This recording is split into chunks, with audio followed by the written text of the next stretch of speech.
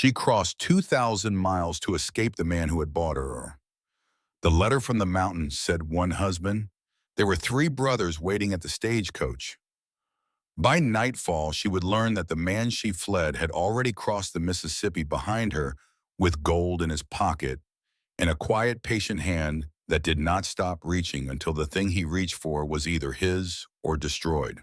This is the story of Amelia Whitfield and the brass key she was given before she ever walked through the door. The stagecoach door swung open with a sound that did not belong to civilization. It was the sound of dry wood splitting in cold air, of rusted iron crying out against itself, of a thing that had carried too many people too far for too long. Amelia Whitfield sat very still inside that coach, her gloved hands folded in her lap, her spine straight as a Sunday hymnal, her breath held as though letting it out would somehow break the thin shell of courage she had built around herself across 2,000 miles. The driver cleared his throat above her. He did not look down into the coach. He did not have to. He had carried enough women west to know what they looked like in their first moment of arrival. He knew the silence. He knew the held breath. He knew the way they stared at the floorboards, as if the wooden planks of the coach floor could somehow protect them from whatever waited outside. "Miss," he said, "this is Silver Pine, end of the line." Amelia did not move. The wind outside pressed against the coach with a slow, patient hand. She could hear horses somewhere. She could hear voices. She could hear the small, dry sound of dust moving across packed earth. She could hear nothing that sounded like a town. There were no church bells. There were no carriage wheels on cobblestones. There was no street vendor calling out the price of bread. There was only wind and horses and the long silence of mountains. She closed her eyes for one heartbeat.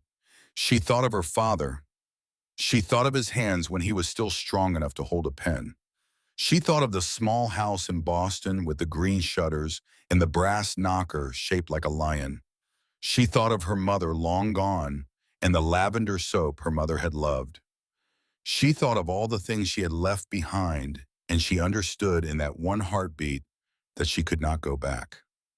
There was no back. There was only forward into whatever waited beyond the coach door. She opened her eyes. She gathered her carpet bag in her lap. She adjusted the small lace at her cuffs, an old Boston habit, the kind of small, useless gesture that served no purpose except to remind a woman that she was still herself. Then she leaned forward and stepped down from the coach into the town that was supposed to be the rest of her life. The town was not a town. It was four buildings that had agreed to stand near each other for the sake of company. There was a saloon with a faded sign. There was a general store with a man sitting on the porch carving something out of pine. There was a small wooden building that might have been a courthouse or might have been a barn, depending on which day you asked. And there was a hitching post where horses stood with steam rising from their backs in the cold autumn air. By that hitching post stood three men. Amelia saw them, and her heart performed the strange small lurch of an animal recognizing a predator before its mind has caught up. Three men, not one. The letter had said one man. The letter had been written in a careful, steady hand and signed simply S. Caldwell, and it had said one man, but there were three. And as Amelia stood there with her carpet bag in her hand and her boots in the dust of Silver Pine, she understood that the letter had told the truth and a lie at the same time, and she did not yet know which parts were which. The three men were the same, not similar, not alike, the same. The same height, which was tall enough to make Amelia tilt her chin to find their faces. The same broad shoulders that filled out the same heavy wool coats. The same dark hair, though one wore his tied back and one wore his loose and one wore his under a battered hat.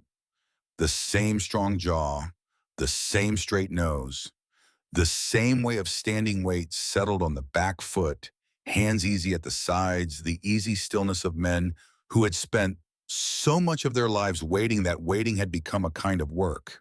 But their eyes were not the same. The man on the left had eyes the color of a coming storm gray, with something darker moving underneath. The man on the right had eyes of a softer blue, the blue of mountain shadows just before dawn.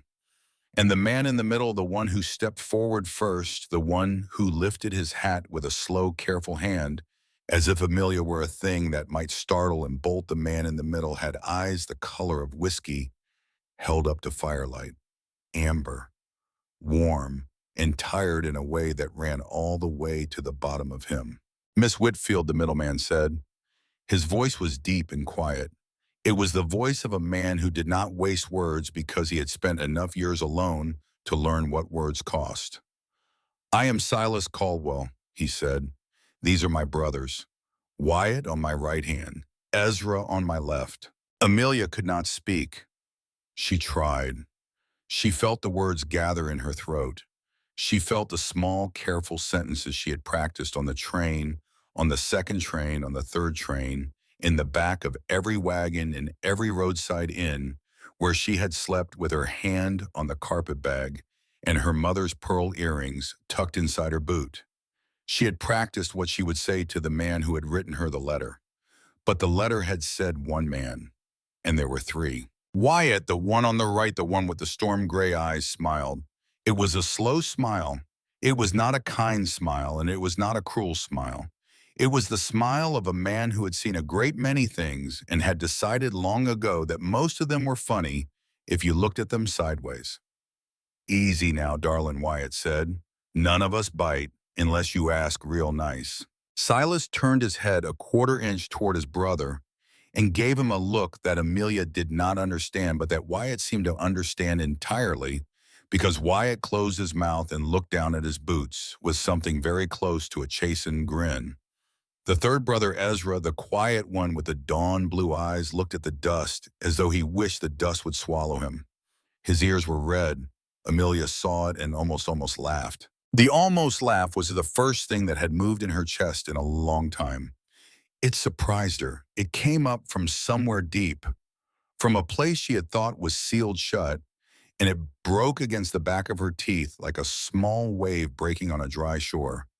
She did not let it out, but she felt it, and Silas saw her feel it, and something in his amber eyes shifted by the smallest possible degree. Miss Whitfield, Silas said again, and this time his voice was even quieter than before, you have come a very long way. We have a wagon, we have food at the homestead, we have a bed that is yours and yours alone. There is a great deal to discuss, but it does not need to be discussed standing in the wind. Will you come with us? It was not a question shaped like a question. It was not a command either. It was a door held open for a woman to walk through if she chose, and she felt the weight of the choice settle on her shoulders, and she knew with a small, clear certainty that this man, whoever he truly was, had spent a great deal of effort building that door for her. I will come, she said. Her voice surprised her. It sounded like her own voice. It sounded like the voice of the girl who had once played the piano in the parlor of the house with the green shutters. It sounded for one short moment like the voice of someone who had not yet been broken. She had not heard that voice in 11 months. Silas nodded once. He did not smile. He did not reach for her hand. He stepped back to give her room, and he gestured to the wagon waiting beyond the hitching post. And Wyatt moved at the same time, smooth as a shadow, and lifted her trunk from the back of the stagecoach, with one hand the way a smaller man might lift a hat box. Ezra came forward with his hat in his hands and his eyes still on the ground, and he said very softly, May I take your carpet bag, ma'am? And Amelia gave it to him because his voice was the voice of a boy, and because she could not have refused that voice if her life depended on it. They walked her to the wagon. They helped her up. Silas climbed onto the bench beside her, leaving a careful hand's width of space between them. Wyatt swung up to drive. Ezra rode behind on a tall sorrel mare, and the sorrel mare snorted once and tossed her head, and Ezra spoke to her in a low, gentle voice that Amelia could not hear, but that the mare seemed to understand entirely. The wagon pulled away from Silver Pine. The mountains rose around them as they climbed. For the first hour, no one spoke. Amelia watched the country open and then close around her the way a great green hand might open and close. The aspens were turning. The whole hillside on the western side of the road burned with a yellow so bright that her eyes ached looking at it. Pine trees stood in dark companies along the ridges. A creek ran beside the road for a long stretch. then turned away, then came back, then turned away again, as though the creek were a friend who could not quite decide whether to walk with them or walk alone. Above it all, the sky was the color of polished iron, and somewhere in the distance, very far off, she could see a wall of white that meant snow on the high peaks, even though it was only the first week of October. "You have not seen mountains before," Silas said. It was not a question. "I have seen hills," Amelia said. "We had hills in Massachusetts. They are not the same thing." "No, ma'am," Silas said. "They are not." A small silence passed. "I should tell you," Silas said, and his voice was careful in the way a man's voice is careful when he is trying not to frighten a horse, "that what I wrote in the letter is true. All of it. There is a homestead, there is land, there is work, and there is food, and there is a roof. What the letter did not tell you is the shape of the household. I did not write it because I could not be sure you would come if I did. I owe you the truth of it now before you set foot on our porch." Amelia kept her hands folded in her lap. She kept her eyes on the road ahead. She felt Wyatt listening from the driver's bench, though he made no sign of it. She felt Ezra listening from behind, though he rode a careful 3 lengths back. "Tell me," she said. "The homestead is mine," Silas said. "The land deed is in my name. The legal arrangement, the marriage we contract, will be between you and me alone. That part of the letter was true. I am the man who wrote to you. I am the man who will stand with you for the judge in Silver Pine when the time comes. But the homestead is also my brother's home. We were born there. We buried our parents there. We have worked that land together for nearly 20 years. And we have agreed, the 3 of us, that whatever woman comes to share that land with one of us shares the protection of all of us.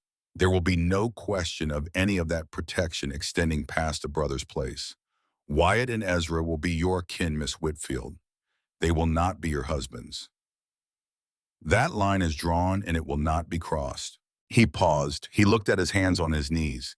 He spoke the next words with the quiet weight of a man who had rehearsed them in his head for many nights. "You will have your own room," he said. "You will have a key. The key will have no copy. The door will have a bolt on the inside. I will not enter that room unless you ask me to. Wyatt and Ezra will not enter that room ever. If you decide after a fair time of looking that you do not want this life, I will pay your way back to Boston myself. There will be no debt and no obligation. You owe us nothing, Miss Whitfield. You did not buy your passage with a promise. You bought it with your courage. That is more than enough for me." Amelia did not speak for a long time after that. She watched a hawk circle very high above a stand of yellow aspen. She watched the hawk's shadow run across the pale grass below. She thought of the night Cornelius had struck her with the carved handle of his umbrella, and the way the bruise had bloomed along her temple over the following 3 days, going from red to purple to yellow to nothing at all, except that it had not gone to nothing at all, because every time she touched her own face for a month afterward, she could feel the place where the bruise had been like a small, dark stone buried just beneath the skin. She thought of the night Augustus Beaumont had come to dinner and laid his soft, pale hand on her wrist and held it there too long while Cornelius watched and smiled. She thought of the moment 2 weeks later when she had taken the last of her mother's coins out from beneath the loose floorboard in her bedroom and counted them 3 times and known with a cold, clear certainty that there was just enough for the train. She thought of all those things, and then she put them down. She put them down in the bottom of the wagon, in the dust at her feet, in the long road behind them. She did not yet know whether she could leave them there forever, but she could leave them there for the rest of the afternoon. "Mr. Caldwell," she said. "Silas," he said quietly. "If it pleases you, Silas," she said.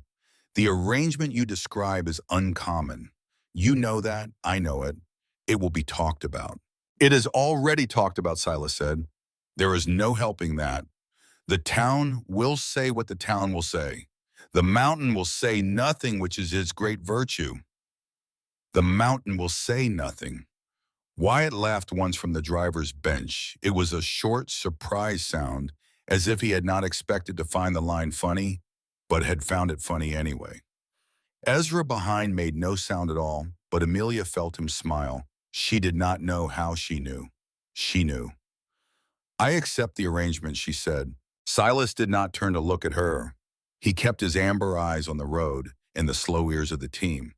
But she saw his shoulders ease by the smallest measure, and she understood that he had been carrying her possible refusal as a kind of weight, and that the weight had been heavier than he had let himself admit. Thank you, ma'am, he said.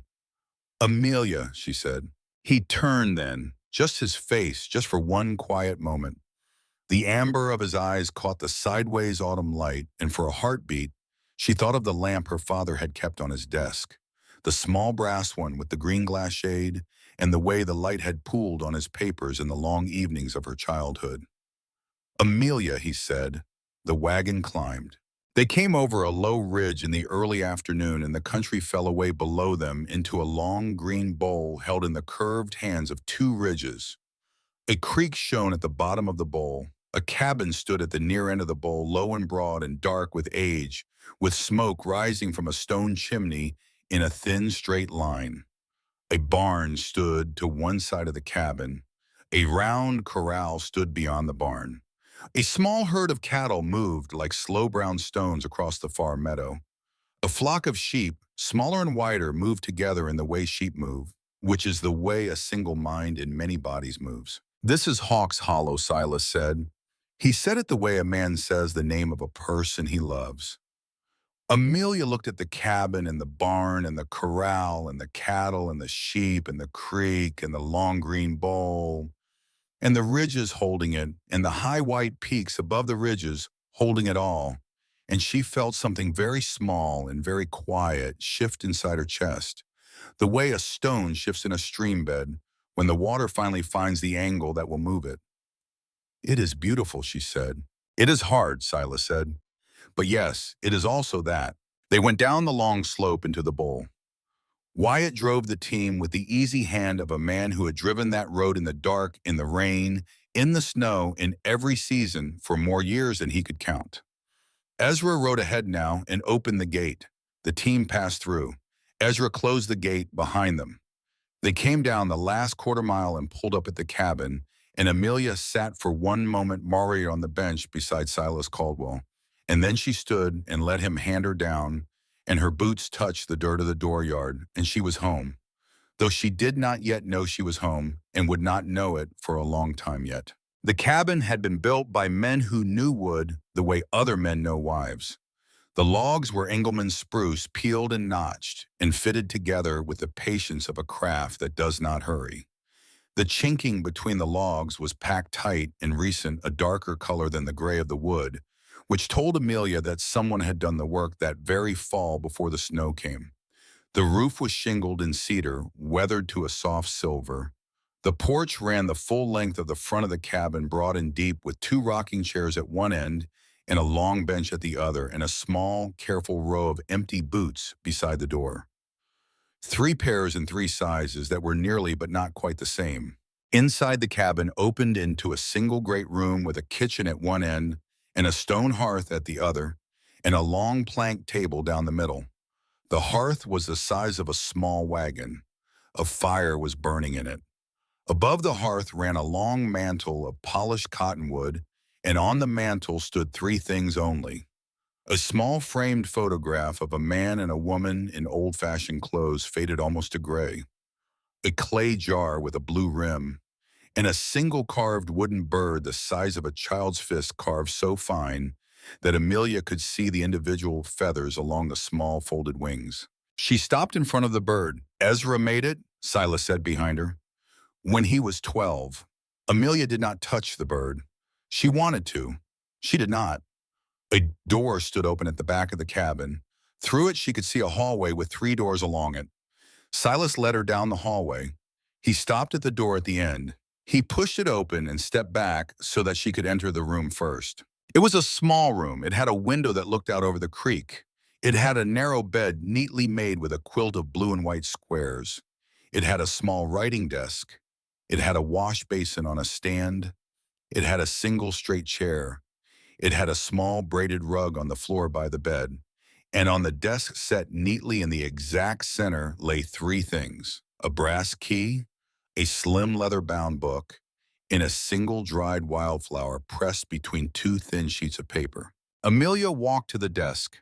She stood looking at the three things for a long moment. Then she lifted the key. It was warm from the sun coming through the window. The metal was heavier than she had expected. She turned it in her hand and saw the small marks of the file where Ezra had cut it. "The bolt is on the inside," Silas said from the doorway. "The lock fits the key. There is no other key. I had Ezra make it last month when your last letter came. I figured you might want it." Amelia closed her hand around the key. She did not let him see her face. She did not yet know what was on her face, but she knew it was not a thing she could let a stranger see, even a stranger who had carved her a key with his own brother's hands and laid it on a desk beside a pressed wildflower. "Thank you," she said. She kept her back to him. Silas stood for one heartbeat in the doorway. Then he stepped back. "I will be in the barn," he said. "Wyatt is starting the supper. Ezra will be near if you need anything." "Take the time you need, ma'am." "Amelia," she said quietly, still not turning. "Amelia," he said.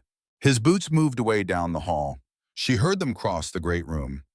She heard the door of the cabin open and shut. She heard very faintly the sound of a man crossing a dooryard toward a barn, and the small distant complaint of a cow somewhere, and the closer clink of a pot lid being set on iron in the kitchen. Then she was alone in the room with the key and the book and the wildflower. She sat down on the edge of the bed. She did not cry. She had not cried in almost a year. She had decided a long time ago that crying was a thing other women did. Women who still believed weeping would change a thing. She did not cry, but she sat for a long time on the edge of that quilt with the key warm in her hand and the autumn light slanting through the window across the small braided rug, and she thought of her father. And she thought of her mother, and she thought of the green shutters, and she thought of the man with the amber eyes who had built a door she could close and locked it from the inside before she ever arrived. After a while she rose, she crossed to the desk. She picked up the slim leather book. She opened it. It was a book of poems, Walt Whitman, Leaves of Grass. The pages were soft with handling. Someone had read this book a great many times. On the inside front cover in a small, careful hand was written one line: "For the woman who comes to the mountain. Some words travel better in company. E.C."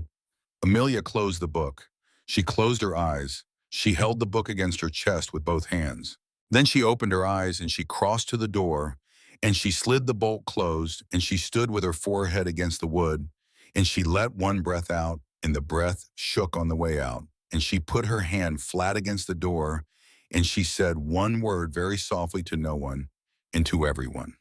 "Home," she said. She did not yet believe it. She did not yet know if she could believe it. But the word had come out of her mouth on its own the way a bird flies out of a long shut cage when the door is opened. Not because the bird trusts the open sky, but because the door is open and the bird remembers somewhere deep in its small, wild bones that it was made for sky.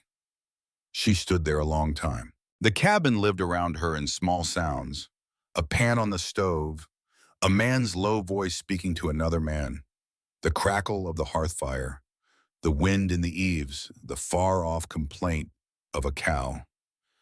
After a while, she crossed back to the bed. She unpinned her hat. She set it on the small chair. She sat down again with the book of poems in her lap and the brass key still in her hand. The autumn light moved slowly across the rug. The sun was beginning to go. There was a soft knock at her door. Not at the door of the room, at the front door of the cabin far down the hall. The knock was distant and small. She heard Wyatt cross to it. She heard him open it. She heard a voice she did not know, an older voice, a man's voice asking a question. She heard Wyatt answer in his easy, unhurried way. Then the door closed again and she heard Wyatt walk back to the kitchen, and there was a different quality to his step now. A tightness, the step of a man who has just been told a piece of news he does not like. She rose. She slid the bolt back. She opened her door. She walked down the hallway in her stockinged feet, carrying the brass key still in her hand. She came into the great room. Wyatt stood at the kitchen end of the long table. He had a wooden spoon in one hand.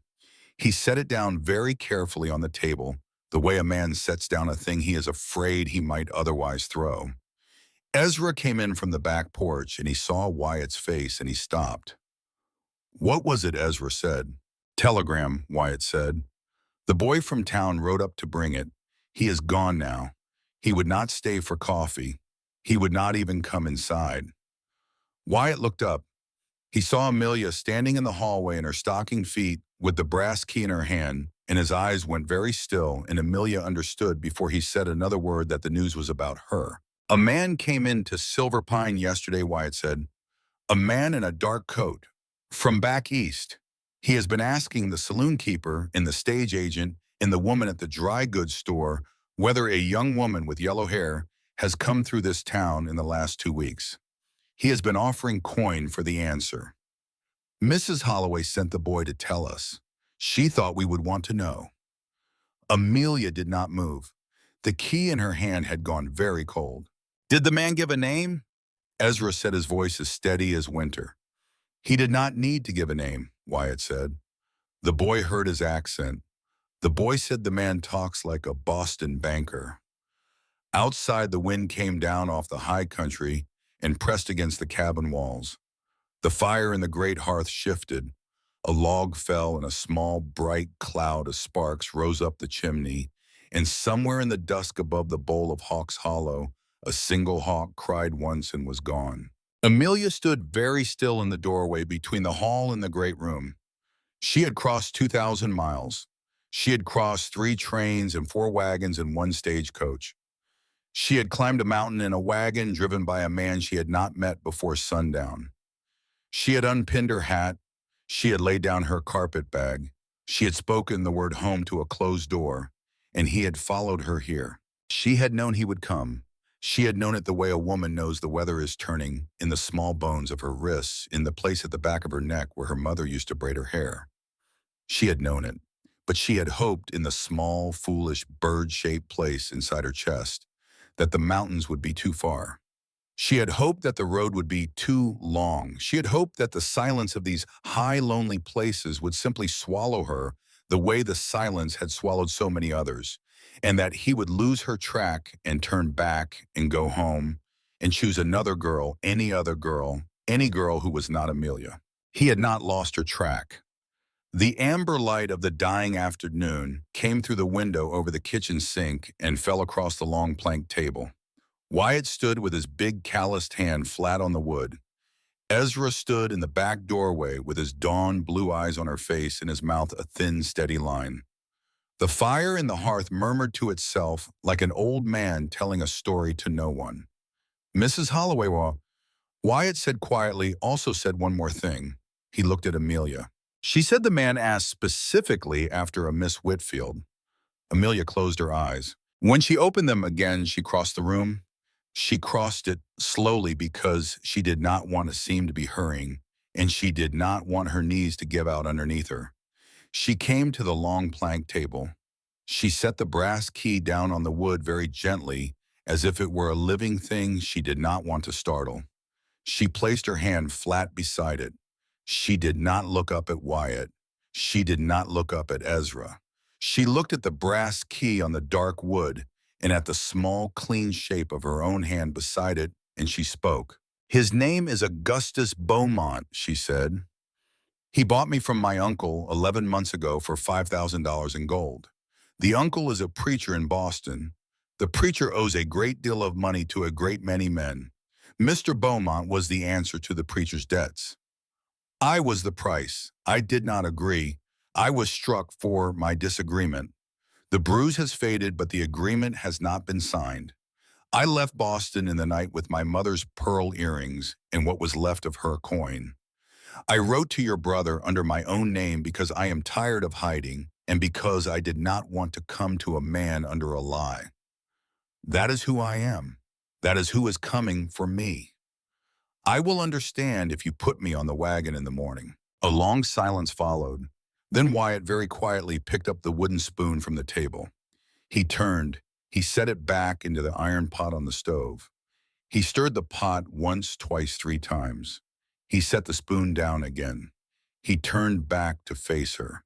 His storm gray eyes had gone the particular color they went when the storm in them was not coming, but had already arrived. "We do not put kin on a wagon in the morning," Wyatt said. He said it as flatly as a man reads a brunt on a steer. Ezra crossed the room. He did not come too close. He stopped at a respectful distance. He spoke in his low, gentle boy's voice that was somehow also the voice of a man who had decided a thing and would not be moved off it. "You are kin, ma'am," he said. "You crossed our threshold. You took the key. You are kin under this roof until you yourself walk back out across the threshold and tell us otherwise. That is the way of this house. It was the way our mother taught us. It is not changing tonight." Behind them, the door of the cabin opened. Silas Caldwell came in. He had been in the barn, and he had a piece of leather harness in his hand that he had been mending, and there was straw on his sleeve, and the day's last light caught in his amber eyes, and he stopped just inside the door because he saw their three faces, and he set the harness very slowly on the bench by the door, and he straightened, and he looked at each of them in turn.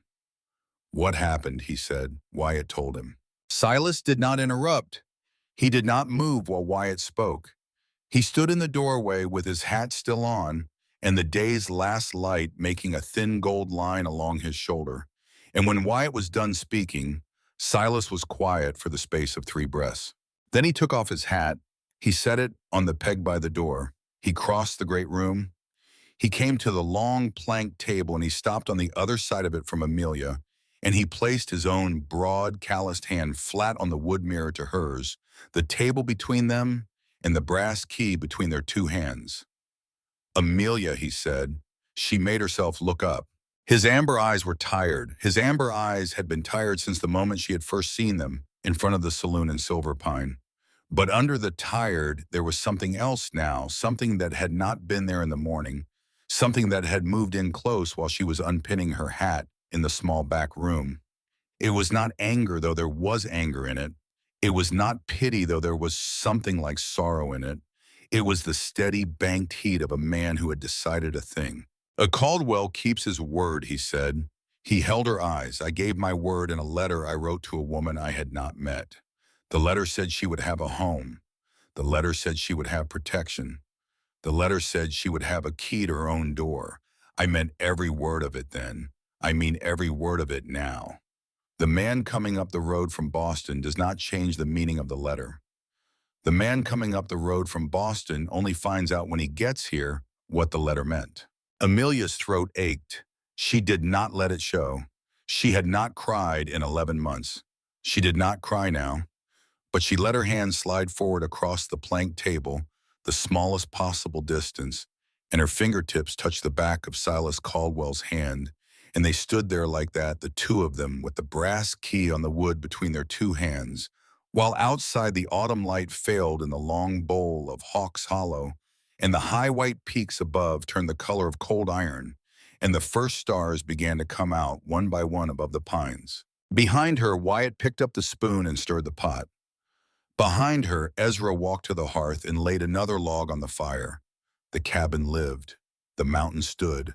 The night came on. And somewhere far down on the long road that ran east toward Denver, and beyond Denver toward the country she had crossed to flee, a man in a dark coat that did not belong west of the Mississippi was at that same moment counting his coin and asking his next question. And the question would have her name in it, and the answer would point him north. And the man would put away his coin and go back to the saloon at Silver Pine and order a glass of whiskey and pay for it with a piece of gold large enough to make the bartender's hand pause in midair, and the man would smile, and the smile would not reach his eyes, because the eyes of Augustus Beaumont had not reached a smile in many years, and would not reach one again before the snow fell on the high country of Colorado, and the bowl of Hawk's Hollow filled with the long white silence of winter, and the things that hide inside it. But Amelia Whitfield did not yet know any of that. She knew only the warmth of a man's hand under her fingertips and the weight of a brass key on dark wood and the murmur of a hearth fire and the smell of whatever was in the iron pot, which she now understood was elk stew, and the small, clean heartbeat of a thing she had not felt in a very long time, which was the small, clean heartbeat of hope. She lifted her hand from the back of Silas Caldwell's hand. She picked up the brass key. She closed her fingers around it. She looked across the table at the man who had carved a door for her before she ever walked through it, and she said in a voice that was steadier than she had thought her voice could ever be again, the words that would carry her into everything that came next. "I will not be put on a wagon in the morning," she said. "I have come too far to be put on a wagon. If he comes up this road, he will find me here. He will not find me alone." Silas Caldwell looked at her for a long moment. Then he nodded once. "No, ma'am," he said. "Tisha, he will not find you alone." Outside, the first true cold of the season slid down off the high peaks and into the bowl of Hawks Hollow, and the wind moved through the pines with the creaking, slow sound of a held breath, finally letting go, and the cabin stood and the fire burned, and the three brothers and the woman in the red traveling dress stood inside the warm yellow square of the great room, and the night came down on the mountain, and the man on the long road from Boston rode 1 mile closer in the dark. The morning came slow and gray to Hawks Hollow. Amelia woke before the sun. She lay for a long moment in the narrow bed under the blue and white quilt, and she listened. The cabin around her was quiet in a way that was not the quiet of an empty house. It was the quiet of a house that holds sleeping men and a banked fire and the small breathing things in the rafters, the quiet of a place that is alive but resting. She heard very faintly a man's slow breath coming through a wall. She heard the soft tick of cooling iron from the great hearth. She heard the wind moving along the eaves the way a hand moves along the back of an animal it knows. She rose. She dressed in her plainest dark wool. She braided her hair with cold fingers. She slid the bolt back on her door very slowly because she did not yet know which boards in the hallway would creak under her, and she did not want to wake them. She walked down the hall in stockinged feet with her boots in her hand. She came into the great room. The hearth fire had burned down to a slow red bed of coals. A pot of coffee sat on the iron crane pulled to the cool side, still warm. Someone had put it there for her. Someone had left a clean tin cup beside it on the hearthstones in a small folded square of brown paper next to the cup. And on the paper was written in the same careful hand that had signed her book of poems 3 words, "For Miss Amelia." She sat down on the bench by the hearth and she pulled on her boots and she poured the coffee into the tin cup and she held the cup with both hands and she drank, and the coffee was strong and bitter and good. And she sat there for a long time in the gray dawn while the fire shifted and the first thin daylight came in through the eastern window and made a long pale rectangle on the plank floor. When she rose to put the cup in the wash basin, Silas was standing in the kitchen doorway. He had come in from outside without making a sound. There was frost on the shoulders of his coat. He had a small armload of split kindling in the crook of his arm. He stopped when he saw her the way a man stops when he comes around a corner and finds a deer in the dooryard, careful not to startle the thing he has found. "Good morning," he said. "Good morning," she said. He set the kindling beside the hearth. He brushed the frost off his coat. He looked at her and at the empty cup in her hand and at the small folded square of paper still sitting on the hearthstone. "Ezra," he said quietly, "has been up since 4. I gathered," she said. Silas almost smiled. He almost. The corner of his mouth moved by the smallest possible measure, and then it stilled again, and Amelia thought that this was a man who had taught his face a long time ago not to give things away, and that the small movement at the corner of his mouth was the closest thing he had to laughter. "Wyatt is in the barn," Silas said. "I am going to ride the line of the south fence after breakfast. The first hard frost came in last night. I want to look at the creek crossings before the ice locks them. Ezra will be in the kitchen. He cooks the breakfast on Tuesdays. If you have a mind to learn the way of the kitchen here today is a fair morning to start.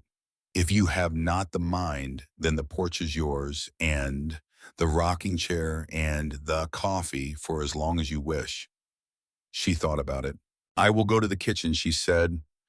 He nodded once. He did not say it pleased him. He did not need to.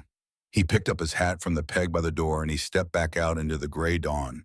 And the cabin door closed behind him with the small, careful sound of a door closed by a man who had spent his life closing doors carefully so as not to disturb the things inside. Ezra was already at the stove when she came through. He had a long blue and white striped apron tied over his shirt. The sight of it did something strange in her chest. She had not expected in any of the futures she had imagined for herself on the long road west that the first morning of the rest of her life would begin with a 6-foot-tall mountain man in a striped apron standing at a cast iron stove, turning bacon with a long wooden fork. He looked up when she came in. His ears went red. He looked down again at the bacon. He cleared his throat. "Ma'am," he said. "Amelia," she said. "Amelia," he said. "There is biscuit dough on the board if you have a hand for biscuits. There is no shame if you have not. Wyatt will eat anything, and I will eat what Wyatt eats, and Silas will eat what is put in front of him without comment, so the biscuit will not be judged." "I have a hand for biscuits," she said. She crossed to the board. She rolled up the cuffs of her sleeves. She put her hands into the flour and the cold lard and the buttermilk, and her hands remembered the work, even though the rest of her had not made a biscuit since the morning of her father's funeral. She worked the dough. She rolled it. She cut it with the rim of the tin cup she had drunk her coffee from. She laid the rounds in the iron pan. Ezra took the pan from her without speaking and set it in the oven of the stove and shut the oven door with a soft iron click. They worked side by side without speaking for a long while. After some minutes, Ezra said very quietly, "My mother used to say that the way a person makes biscuits tells you about the way the person was raised. She said you could see it in the hands, whether they were taught careful or whether they were taught hurried." "What did your mother say about your hands?" Amelia asked. Ezra smiled down at the bacon. "She said I had been taught careful," he said. "But she also said I had been taught careful by her, so she was bound to say so. She did not have the cleanest opinion in the matter." Amelia laughed. It was a small laugh, no more than a single soft sound, but it was the second laugh she had felt in a long, bitter year, and she heard it, and she was almost afraid of it, the way a person is almost afraid of a good thing they had thought was lost. Ezra heard it too. He did not turn. He did not make a sign, but his shoulders eased the smallest measure under the striped apron, and Amelia understood the way she had understood the day before in the wagon, that this brother was a man who heard the small things and who would never tell a soul what he had heard. When Wyatt came in from the barn, he stamped the cold off his boots in the doorway, and he hung his coat on the peg, and he looked at the kitchen with Ezra in the apron, and Amelia at the board with flour on her sleeves, and he stopped where he stood. "Well," he said. "Wyatt said, Ezra, I'm only saying," said Wyatt, "that this is the prettiest kitchen I have walked into in the entirety of my given life." The biscuit said, "Ezra will be ready in 8 minutes. Sit down or be of use. Those are your two options." Wyatt sat down. Silas came in 5 minutes later with the smell of cold stone and horses on him, and he stopped in the same place Wyatt had stopped, and he looked at the kitchen the same way Wyatt had looked, but Silas did not say anything at all. He only crossed to the wash basin and rolled up his sleeves and washed his hands very thoroughly and dried them on the rough towel by the basin. Then he came to the table and he pulled out a chair and he held the chair and he looked at Amelia. "Will you sit?" he said. She sat.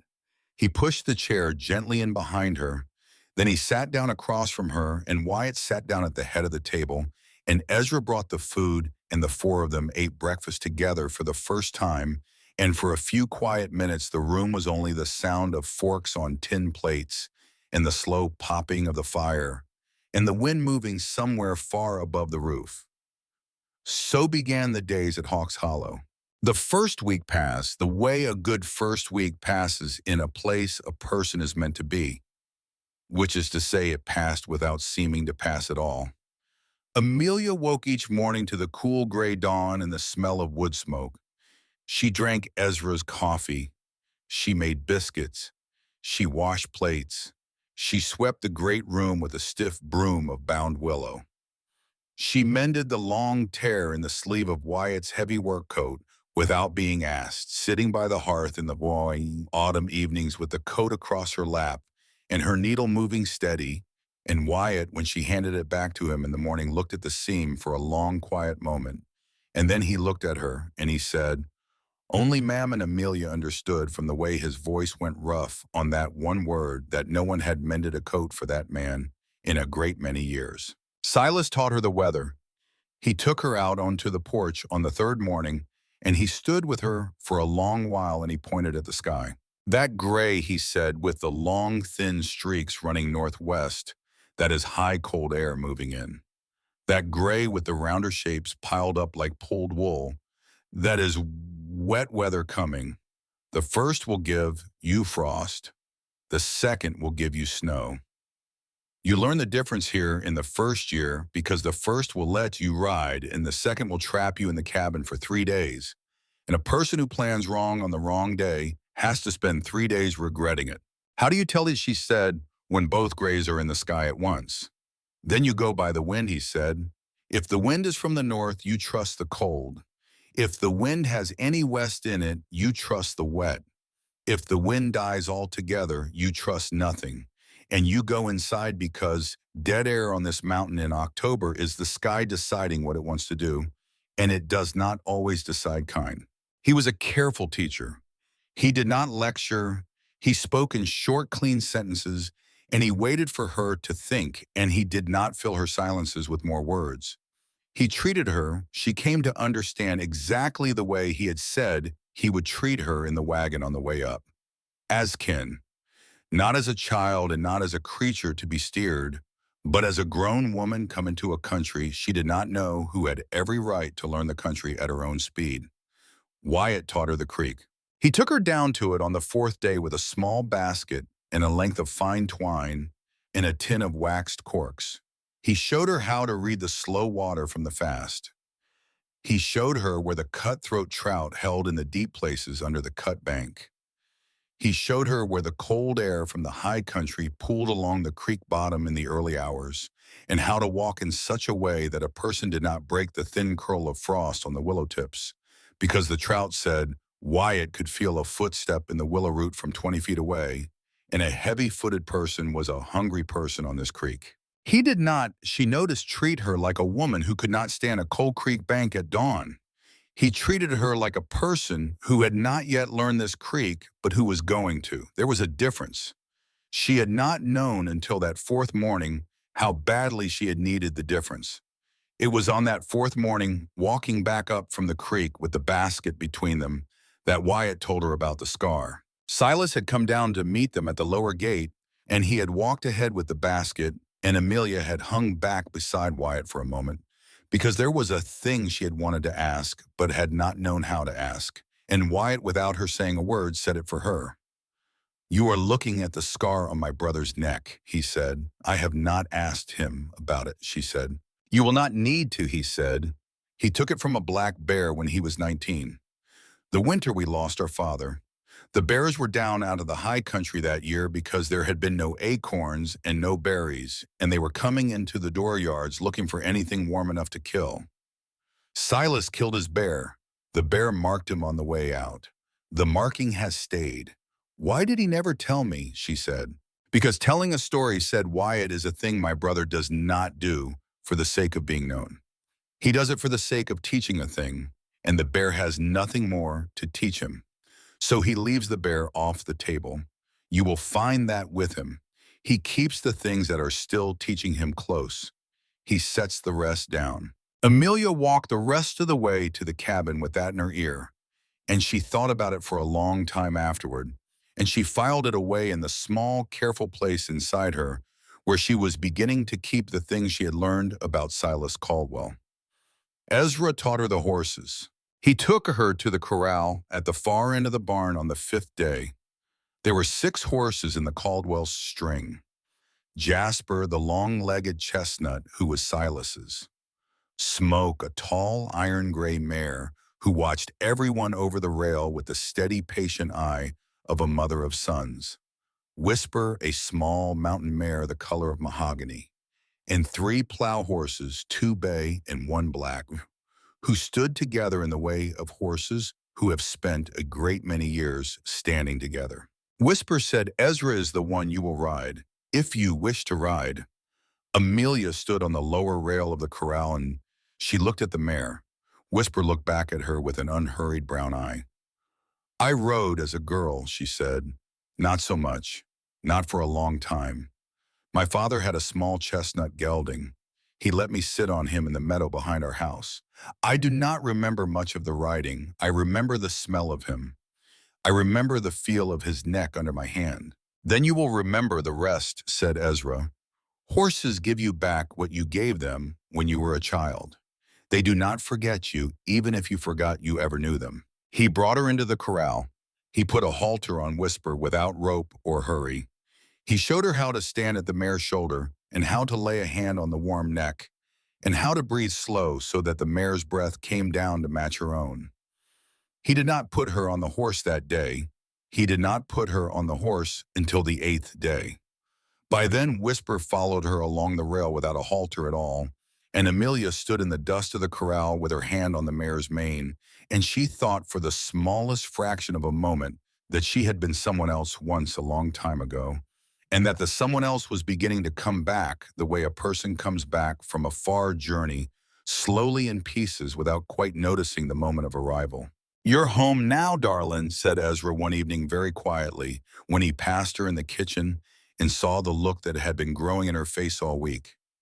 Even if I do not yet feel it, she said. Even if you do not yet feel it, he said.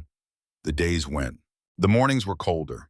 The aspens lost their leaves 3 days in a row in a long yellow rain that covered the ground around the cabin in a soft yellow carpet that crackled under the boots of the men when they walked. The cattle moved down out of the high meadow on their own, drifting along the creek toward the home pasture, the way cattle do when they feel the season turning under their hooves. Wyatt and Silas rode out one cold blue morning and brought back a young elk on a pack horse. Ezra hung it in the smokehouse and butchered it with the long, careful hands of a man who had butchered a great many elk and respected each one. The smell of wood smoke and sage and slow roasting meat hung over Hawk's Hollow for 3 days, and Amelia learned to make cornbread in a heavy iron skillet, and she learned to roll out pie dough on a marble slab Ezra brought down from a high shelf for her, and she learned to fold a wool blanket the Caldwell way, which was a particular way that involved a half turn at the second fold, and that none of the brothers could quite explain except to say that their mother had folded blankets that way, and so they did too. On the 9th day, Silas came in from the barn at midday with a small parcel wrapped in oilcloth. He set the parcel on the long plank table. For you, he said. Amelia opened it. Inside the oilcloth lay a pair of sturdy leather gloves. They were woman's gloves, well-made, lined with soft sheepskin, the leather oiled to a dark, warm color. Inside one of the gloves, tucked down into the wrist, was a slip of paper. Amelia drew it out. On the paper in Silas's hand was written one line. A woman who lives on this mountain needs her own gloves. Made by Ezra, sized by Wyatt, paid for by Silas. Welcome. Amelia stood very still with the gloves in her hands. She did not let them see her face. She turned away on the small pretense of folding the oilcloth, and she folded it slowly, and she folded it twice more than was needed. And by the time she turned back, her face was the face she had worn since Boston, which was the face of a woman who did not allow herself to be moved by small kindnesses, because she had learned that small kindnesses were the most dangerous kind, the kind that opened doors a person could not afterward close. Thank you, she said. Wyatt, leaning in the kitchen doorway with a cup of coffee in his hand, watched her from under the brim of his hat. He did not say anything, but the gray of his eyes held on her face for one long moment before he looked away, and Amelia understood that this brother saw a great deal more than he let on, and that he had seen exactly what was happening in her chest, and that he had decided in his own way to let her keep it private. That night by the hearth, Ezra read aloud. It became, without anyone having decided it, the way the evenings would go. Silas mended harness on the bench by the hearth. Wyatt cleaned and oiled rifles at the long table, working slowly the way a man works, who was letting the work fill the time rather than the time fill the work. Ezra read from the small leather book of Whitman's poems. Amelia sat in the rocking chair with her mending in her thumb, and she listened to the rise and fall of Ezra's voice, and the words moved through the warm room like slow water moving through a meadow, and the wind pressed quietly against the cabin walls, and the fire shifted and settled, and the cabin held its small bright square of yellow light in the great dark bowl of Hawk's Hollow, under the cold stars, and Amelia understood in those evenings that she was being given something she did not have a name for and might never have a name for, and that the not having a name for it did not make it less. On the 11th evening, the trouble began. It began small, as serious troubles often do. Ezra came in from the barn at supper time carrying his fiddle, and his face had that particular tightness in it that Amelia had learned by now to read the tightness Ezra's face wore when he had heard a thing he did not yet wish to repeat. He set the fiddle down on the bench by the door. He looked at Silas. He looked at Wyatt. He did not look at Amelia. "What is it?" said Silas. "Hank Riley rode up to the lower gate," said Ezra. "He did not come in. He just sat his horse and waited until I rode down. He said Mrs. Holloway sent him. He said the man in the dark coat is still in Silver Pine. He has been in Silver Pine for 10 days. He has been buying drinks for any man who will sit with him. He has been asking after the road that leads up here. Riley said the man bought him a whiskey 2 nights ago and asked him whether the wagon track at the Third Creek Crossing was passable in October and whether the Caldwell place was the only homestead at the end of it." "What did Riley tell him?" said Wyatt. "Riley said he told the man that the wagon track turned bad after the second crossing and that the Caldwell place was nothing worth riding to in October. Riley said he is a poor liar. He said the man smiled at him in a way that told him the man had not been fooled." The fire shifted in the hearth. Outside, the wind had risen during supper, and it pressed against the cabin walls now with a thicker, harder hand than it had pressed all week. Amelia set her fork down very carefully on the rim of her tin plate. She folded her napkin. She placed it beside the plate. She made her hands stop where she had placed them. "He has not come up the road yet," she said. "No," said Silas. "He has not. He is waiting for something." "He is waiting for the snow," said Wyatt. She turned to him. "The snow," she said. Wyatt set his coffee cup down. He looked across the table at her with the gray eyes that had been clear all week but had gone heavy, now the eyes of a man who had stopped waiting for the storm because the storm had arrived. "The road from Silver Pine up to Hawk's Hollow," he said, "is a fair road for a wagon when the ground is dry. It is a fair road for a horse when the ground is muddy. It is no road at all when the snow comes. The Third Creek Crossing freezes solid at the edges and runs hard and black down the middle, and a horse that puts a foot in the wrong place at the third crossing in November is a dead horse and a dead rider behind it. A man from Boston who has never seen the third crossing does not know that. But a man from Boston who has spent 10 days buying whiskey for the men of Silver Pine has been told it. He is not waiting for the road to be hard. He is waiting for the road to be impossible, because he knows that once the snow closes, the road no marshal rides up here, no neighbor rides up here, no help comes up here, and whatever he means to do at this end of the road, he does it without any witnesses but us." Amelia sat very still. "So he means to come," she said. Wyatt did not soften it. "He means to come," he said. Silas had not spoken during any of this. He was sitting with his hands folded together on the table, and he was looking at his hands the way a man looks at his hands when he is thinking through a long, careful chain of consequences. Amelia watched him. She watched the fire shift on the side of his weathered face. She watched the small line of the old scar that ran from his jaw down the side of his neck and disappeared into the collar of his shirt, the scar Wyatt had told her about at the lower gate on the fourth morning. She knew the bear now. She knew the winter. She did not need to ask. After a long while, Silas spoke. He spoke without looking up from his hands. We have 10 days, he said, maybe 12, maybe 2 weeks if the weather holds. The first hard snow will close the third crossing. Once the third crossing is closed, the road is closed. Anyone riding up the road after that is riding it knowing he is riding it. He is riding it for one purpose. We will not be wrong about his purpose when he comes. He raised his head then. He looked across the table at Amelia. I gave my word, he said quietly, that you would have a key to your own door. I gave my word that you would have protection. I gave it in a letter, and I gave it in a wagon, and I gave it standing in this room. I am giving it again now. The man on the road from Boston does not change my word. He only finds out when he gets here what my word is made of. A Caldwell keeps his word, said Wyatt softly from the head of the table. A Caldwell keeps his word, said Ezra from the bench by the door where he had picked his fiddle up again without playing it. Amelia looked from one to the other. She looked at Silas last. You do not owe me this, she said. Any of you. I came up your road as a stranger 11 days ago.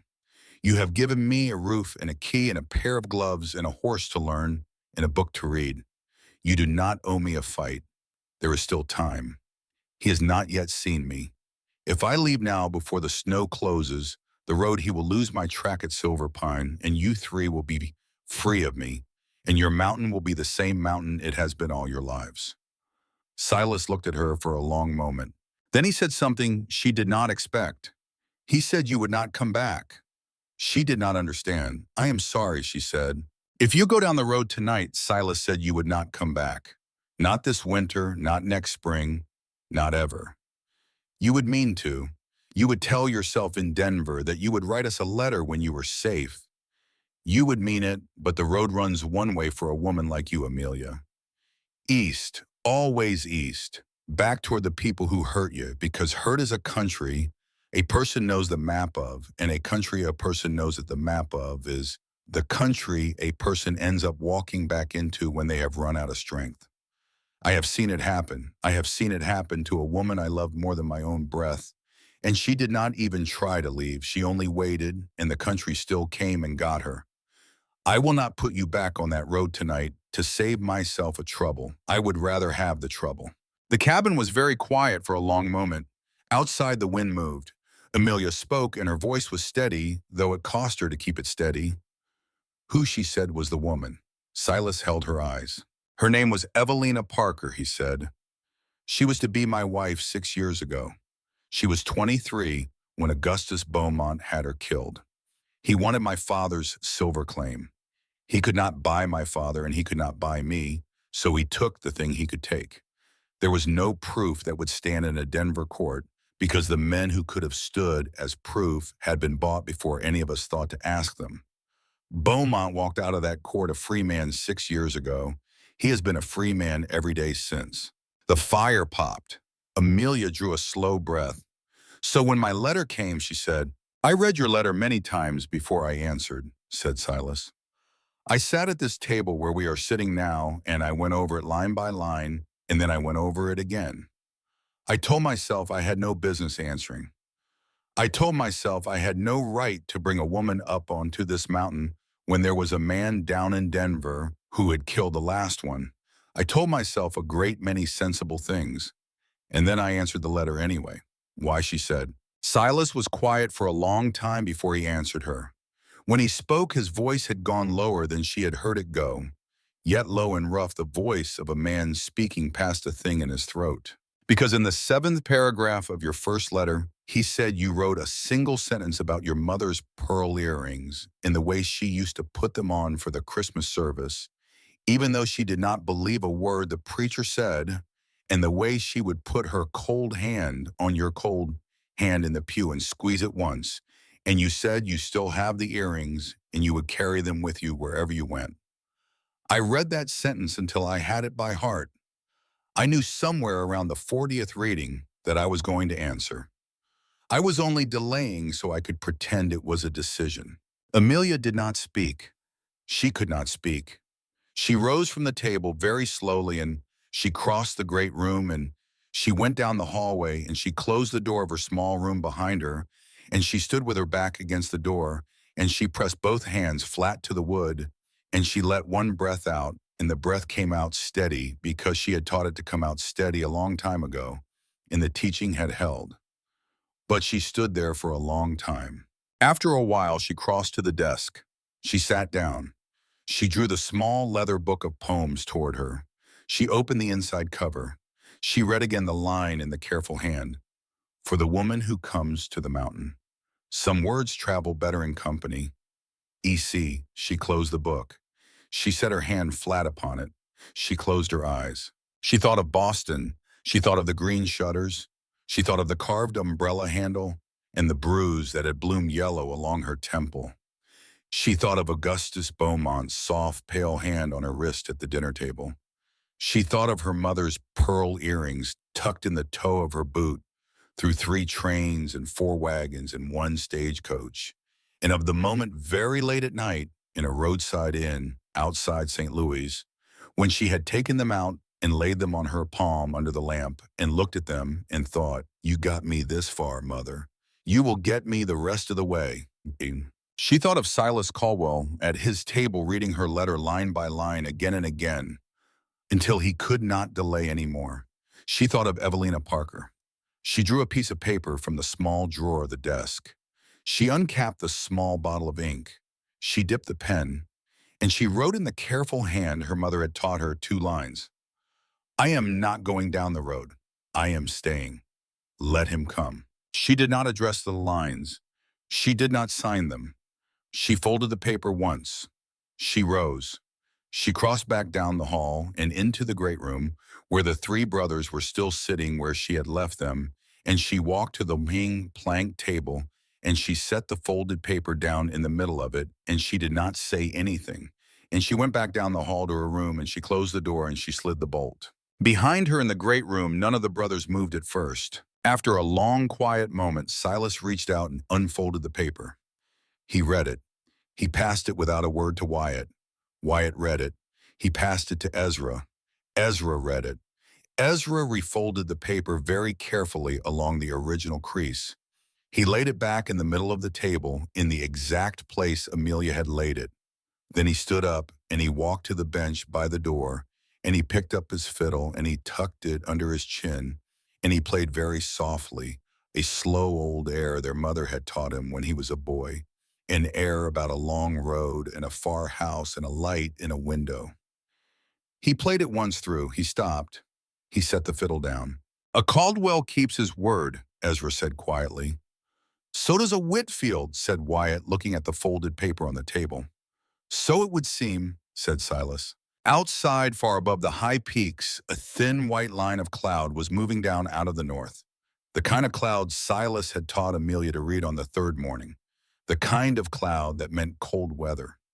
The first kind, the kind that brought the killing frost. But behind it, very far back, banked along the rim of the sky like a slow-gathering animal, lay the second kind of cloud, the rounder kind, the kind piled like pulled wool, the kind that brought the snow.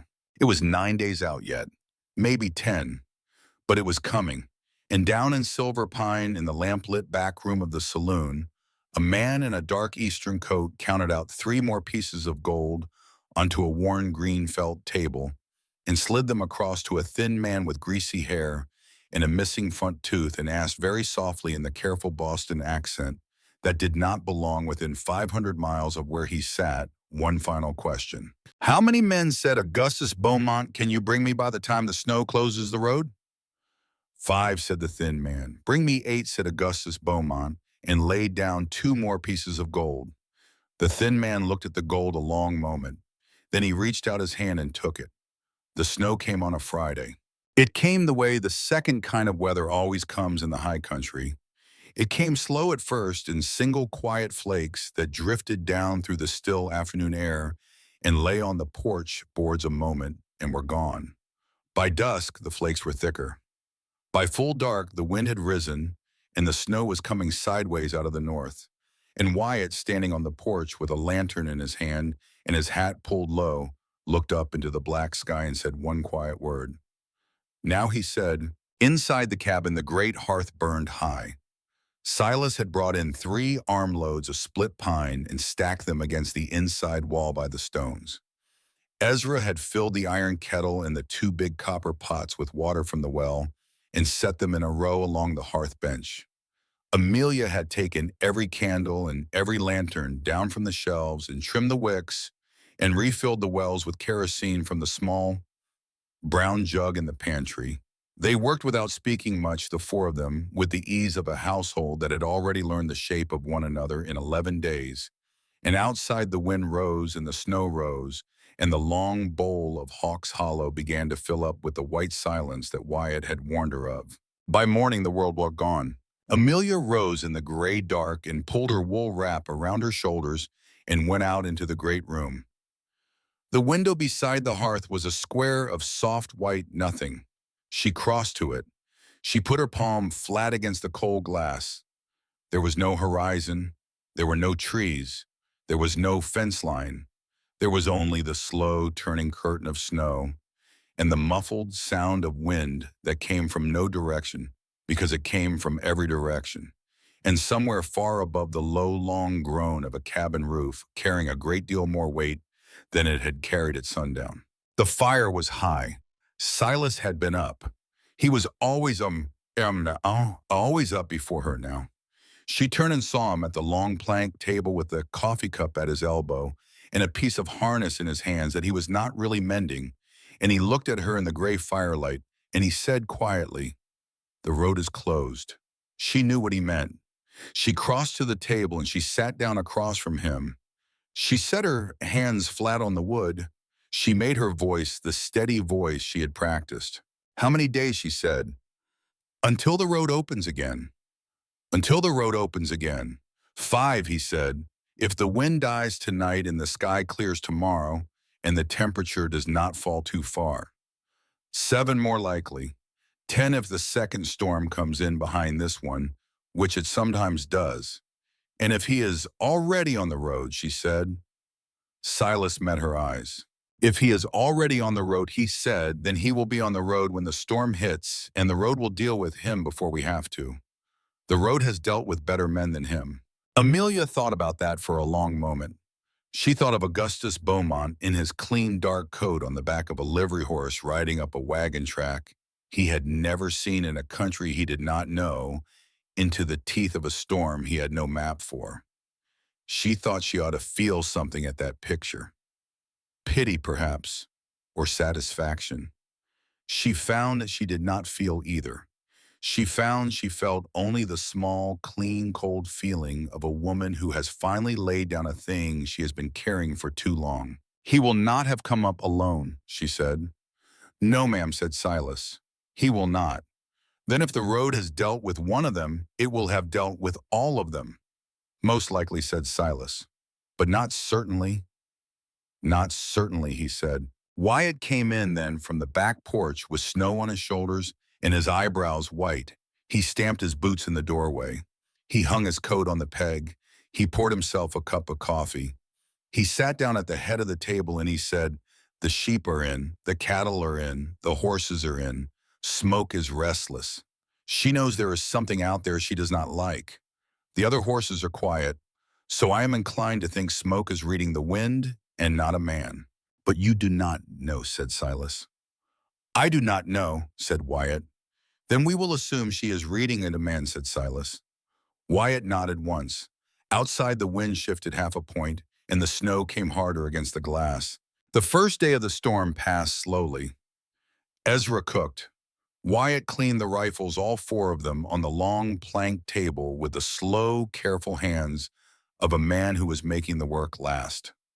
Silas sat in the deep armchair by the hearth with the book of Whitman's poems open on his knee, but Amelia, watching him from the rocking chair, could see that he was not reading. He was listening. He was listening to the wind. He was listening to the cabin. He was listening to the small, distant restlessness of Smoke in her stall in the barn. He was listening for a thing he had not yet heard, and he was waiting to hear it. Amelia mended. She mended a tear in the elbow of Ezra's gray shirt. She mended the loose binding on the cuff of Silas's good coat.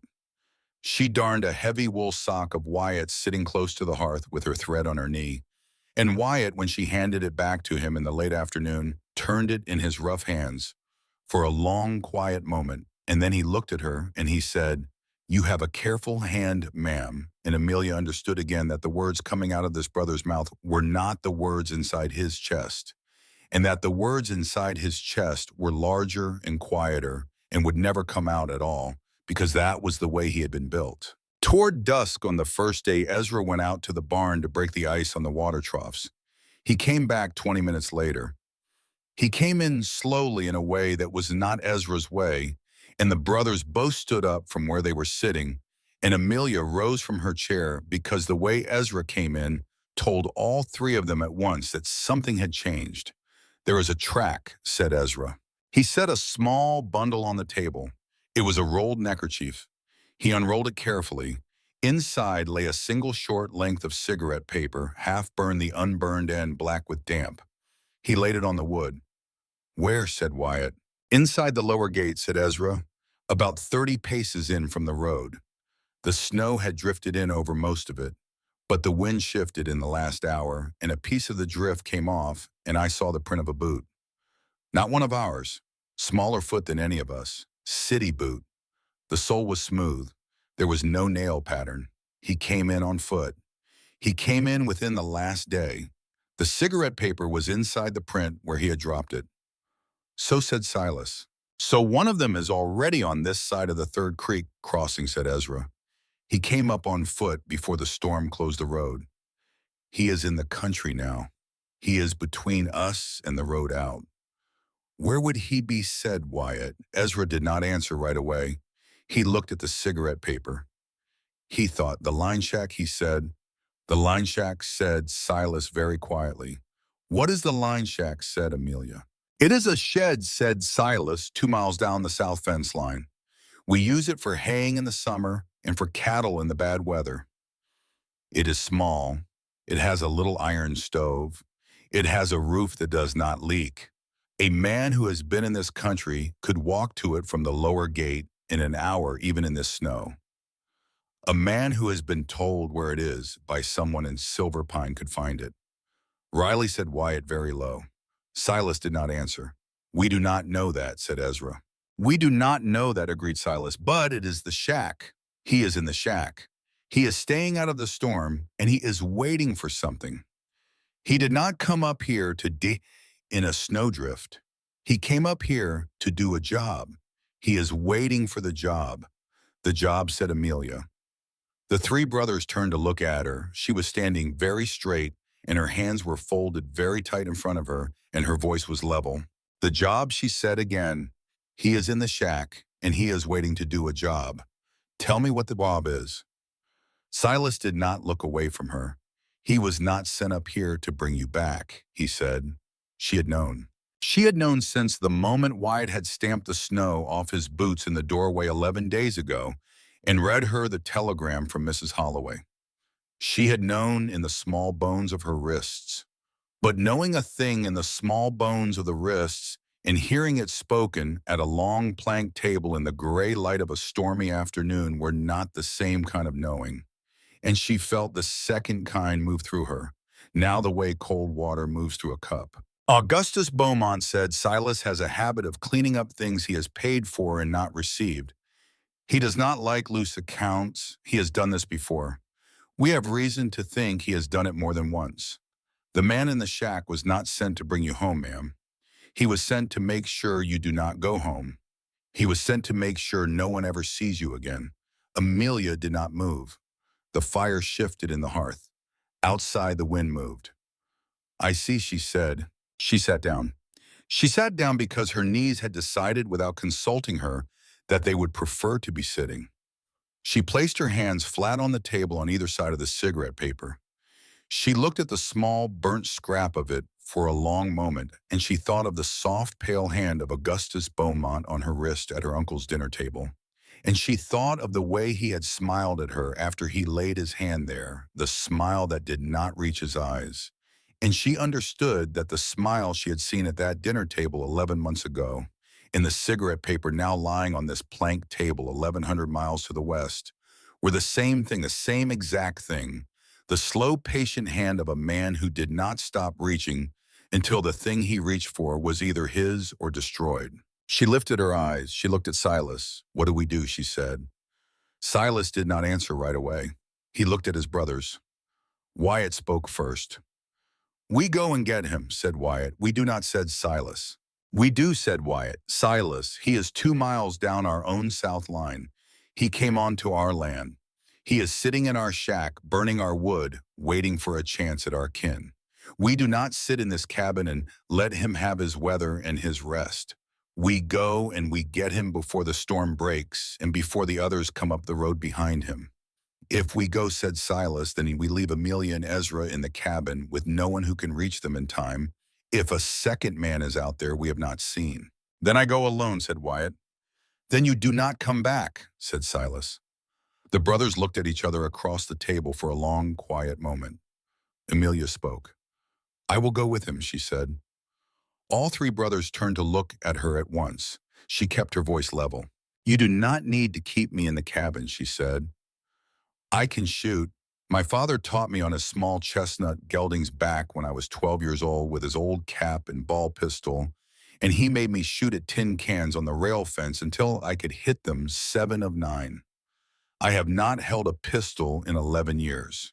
But the hand remembers, and I have walked in winter. I have walked across Boston Common in February with snow over my boots when I was 16, because the streetcar would not run. I am not a horse to be kept in a stall, Silas. I am a person, and the person Augustus Beaumont sent a man to kill is me, not you, and I will not sit in this cabin while you ride out in a storm to settle my account." Silas looked at her for a long time. Then he said, "You will not go to the shack." I said I would go with him. "You will not go to the shack," he said again. "Listen to me. I am not telling you to stay because you are a woman. I am telling you to stay because you are the thing he wants. If you go down the south line with Wyatt, and there is a second man we have not seen, and that second man circles behind us, then the thing he wants is in the open country with no roof and no walls. Here in the cabin, you have stone walls a foot thick and a door we can bar, and 3 rifles between you and any man who comes up the porch. You stay because you staying is the strongest place to put you, not because you are weak, because you are valuable." He met her eyes. "Do you understand me?" he said. She did. She understood him entirely. She understood him with a sharp, clean understanding that had nothing in it of being managed and everything in it of being respected. And she nodded once. "I understand you," she said. Wyatt said, "Silas." "I will go," said Wyatt. "I will go with you," said Silas. "Ezra stays," said Wyatt. "Ezra stays," said Silas. Ezra, who had not spoken since he had laid the cigarette paper on the table, looked at his 2 brothers for a long moment with his quiet dawn blue eyes. "Bring him back alive if you can," he said. "We will try," said Silas. "If you cannot," said Ezra, "then bring him back anyway." Silas nodded once. The 2 brothers gathered their gear in a careful, unhurried way that told Amelia more than anything they had said that this was not the first time they had done this work. Silas pulled on his heavy oiled coat. He buckled a wide leather belt over it. He slid a long-bladed knife into the sheath at his hip. He took down from the wall above the hearth a long, octagonal barreled rifle with a worn walnut stock, and he loaded it and he laid it across his shoulder. Wyatt did the same with a shorter lever rifle and a pistol at his belt. They each tied a heavy wool muffler around the lower half of their faces. They each pulled their hats down low. They each bent and tied a length of soft leather cord around the tops of their boots to keep the snow out, and Amelia watched them, and she thought of her father putting on his Sunday coat in the hall in Boston, and the way he had always paused with his hand on the doorknob to look back into the parlor at her mother and to nod once before he stepped out. Silas paused at the door now in exactly the same way. He looked across the room at her. He did not speak. He nodded once. Then he was through the door, and Wyatt was through behind him, and the door shut, and the latch fell, and the cabin held its warm yellow square of light, and outside the storm took the 2 brothers, and they were gone into the white. For a long time after they had gone, Amelia and Ezra did not speak. Ezra crossed to the door. He slid the heavy oak bar down across the brackets. He checked the bar. He went to each window of the cabin in turn, and he closed the inner shutters, and he latched them. The cabin grew darker as he worked. By the time he came back to the great room, the only light came from the fire in the great hearth, and from the two oil lamps on the plank table, and the cabin felt smaller than it had felt before, and warmer and more like a thing that was holding them inside it on purpose. Ezra sat down across from her. He laid a small carbine across his knees. He did not put his hands on it. He laid it across his knees and rested his hands on the wooden arms of the chair, and he sat very still, and he listened. "Tell me," said Amelia after a while, "what we do if they do not come back by dark." Ezra looked at her. "We do nothing," he said. "We wait. They will come back. If they do not come back by dark, then we wait through the night. If they do not come back by dawn, then I send up a smoke signal off the chimney with green pine, which Hank Riley will see from his place, if his weather is clear, and Riley will ride for the marshal at Durango, regardless of his own road. But it will not come to that. They will come back." "How do you know?" Ezra almost smiled. The same small, almost smile his oldest brother wore. The Caldwell smile she was beginning to understand was a thing that lived behind the face of every one of these brothers and only came out the smallest possible distance, and it was the more precious for it. "Because," said Ezra, "my brothers have walked out of this cabin in worse weather than this, against worse men than this one, and they have come back every time. It is not pride to say so. It is only the count of the years." Amelia let out a slow breath. She looked at the closed shutters. She listened to the wind. She listened beneath the wind to the small steady sound of the kettle on the hearth crane, and to the low pop of the fire, and to her own heartbeat, which was steadier than she had thought her heartbeat could be on an afternoon like this one. "Ezra," she said. "Ma'am, Amelia." "Amelia," he said.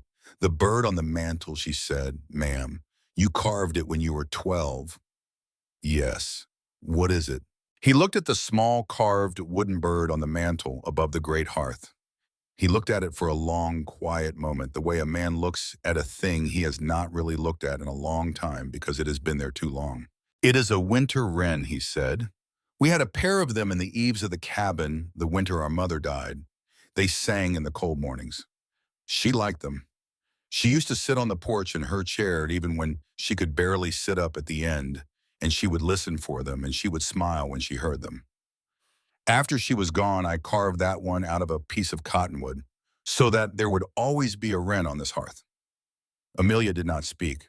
She looked at the small carved bird, and she thought of her own mother in the lavender soap, in the cold hand on her cold hand, in the pew on Christmas morning, in the pearl earrings in the toe of her boot. And she thought how strange it was that on the worst afternoon of her life, with two men out in a storm, hunting a third man who had come to kill her, she should be sitting in a warm room with a quiet brother who had carved a bird for his dead mother, and how somehow the bird and the soap and the pearl earrings were all part of the same quiet thing. And the quiet thing was the only thing in the end that could hold a person up against a country like this. "I had a brooch of my mother's," she said, "a small gold cameo. I left it in Boston. I could not find it in time. He had taken it. My uncle. He had taken many of her things. I have her pearl earrings. They are upstairs in my carpet bag. I have not put them on since she died. I think I have been waiting for a Christmas service that was the right Christmas service. I do not know if I will ever find one. You will," said Ezra. "How do you know?" He looked at her for a long moment with his quiet dawn blue eyes. "Because he said you came here." The fire shifted. Outside, the wind moved. The afternoon went toward dusk. The storm did not break. The snow came on in slow, thick curtains that pressed against the cabin and softened every sound so that the world beyond the inner shutters seemed not to exist at all, and the cabin became a small, bright room held up out of nothing by a fire and a kettle and two people sitting in chairs. Then very far away on the very edge of hearing came a sound. It was a single sharp report muffled by snow, swallowed almost entirely by the wind, but carried through the cabin walls by the deep stones of the foundation. The way the bones of a house carry sounds, the air does not. It was a rifle. Ezra was already on his feet. He moved to the door. He laid his palm flat against the oak bar. He listened. Amelia rose. She crossed the room. She stood beside him. She did not speak. They stood like that for a long minute listening. A second report came, closer this time, or it sounded closer. In a snowstorm, the ear cannot quite tell. It sounded as though it had come from the south fence line. It sounded as though it had come from the country between the cabin and the line shack. A third report, different, a different gun, a pistol maybe, or a different rifle. Ezra closed his eyes for one heartbeat. Amelia could see him counting. She could see him reading the gunfire the way Silas had taught her to read the sky. That is two of theirs, he said quietly, and one of ours. There were two of them, said Amelia. There were two of them, said Ezra. A fourth report. Silence. A long silence. A long, long silence while the wind moved against the shutters and the kettle ticked on the hearth crane and the fire shifted in the great stones. Then nothing. Ezra opened his eyes. He turned to Amelia. We wait, he said. She nodded. They went back to the chairs. They did not sit down right away. Ezra crossed to the rack above the kitchen door and took down a second rifle, a heavier one, and brought it to her. He placed it across her knees. He did not make a show of it. He did not say anything about whether she could shoot it. He laid it across her knees the way a man lays a tool in front of another man whom he knows will know how to use it, and he sat down across from her, and he laid his own carbine across his own knees, and they faced each other across the room, with the great hearth between them and the door of the cabin to one side, and they listened. The wind moved. The fire popped. The shutters held. A long time passed. A long, long time, maybe an hour, maybe two. The light at the small chinks of the shutters went from gray to bluer gray to almost black. It is dark, said Amelia at last. Almost dark, said Ezra. The wind shifted then, just a quarter point, just enough that for a moment the snow stopped pressing flat against the front of the cabin and started pressing along the side of it, and in that small change came a sound that did not belong to the storm. Boots on the porch, one pair, heavy, slow. Ezra was on his feet in one motion. He was at the door in two. He laid the muzzle of his carbine alongside the door jamb at the height of a man's chest. He did not lift the bar. He did not call out. He listened. 3 knocks, then a voice, low, tired, familiar. Open up, brother. Ezra closed his eyes for half a second. Then he lifted the heavy oak bar off the brackets, and he set it against the wall, and he opened the door. Wyatt came in. He came in with snow on every inch of him. His muffler had frozen to the lower half of his face. His hat was so packed with snow that Amelia could not at first see the color of it. He stamped his boots in the doorway. He pulled the muffler down. His eyes were tired, and his cheeks were burned dark with the cold, and there was a smear of something darker than the snow along the front of his coat that Amelia chose for the moment not to look at. Behind him, Silas came in. Silas was carrying a man. The man was slumped over Silas's shoulder the way a sack of feed lay slumped over a saddle. He was not moving. His arms hung down. His head hung down. His coat was a dark coat of fine eastern wool, wholly unsuited to a Colorado snowstorm. His boots were small, thin city boots. There was rope around his wrists. Silas crossed to the long plank table. He laid the man down upon it as gently as a man lays a pallet of glass. He stepped back. He pulled off his hat. He set it on the table beside the man's head. He looked at Ezra. He looked at Amelia. His amber eyes were very tired. He is alive, Silas said. He is alive, said Wyatt, and he is going to tell us the rest of what we need to know because we will not have a second one come up our road in the dark. while we do not know what is on the other end of him. Amelia crossed the room slowly. She came to the long plank table. She stopped at the foot of it. She looked at the man lying on the wood. She did not know him. He was a thin man with greasy hair and a missing front tooth. There was blood on his coat and a bandage that Silas or Wyatt had wrapped tight around his upper right arm, and his face was the gray color of a man who had lost more warmth than blood. His eyes were closed. His breath came shallow. She saw no one. He was a hired knife. He was a tool with a price. He was not Augustus Beaumont. Augustus Beaumont was still down the mountain. She lifted her eyes. She looked at Silas. The other one, she said, did not make it back to the shack, said Silas. I see, she said. This one said Wyatt will tell us how many more are at the foot of the road. He will tell us when they were told to come up. He will tell us what the signal is. He will tell us all of it. Or he will not see morning. We will see which one he chooses. Silas pulled out a chair. He sat down at the head of the table. He did not look at the man on the wood. He looked at Amelia. He spoke to her, and only to her, in the same quiet voice he had used in the wagon on the way up the mountain on her first day. Amelia, he said, the man on this table came up our road to do a thing to you. He failed. Before morning, we will know what he came to do, and we will know how many came with him, and we will know what is coming next. You have a right to be in this room while he tells us. You also have a right to walk back down the halls to your own door and close it behind you and not be in this room at all. There is no wrong choice. The choice is yours. She looked down at the thin man on the table. She looked at his closed eyes. She thought of the bruise on her temple. She thought of the soft, pale hand of Augustus Beaumont on her wrist. She thought of Evelina Parker. She drew a slow breath. She pulled out the chair across from Silas. She sat down. She folded her hands on the table in front of her the way her mother had taught her to fold her hands at the dinner table in Boston. I will stay, she said. Outside, the storm pressed against the cabin walls. Inside, the fire shifted.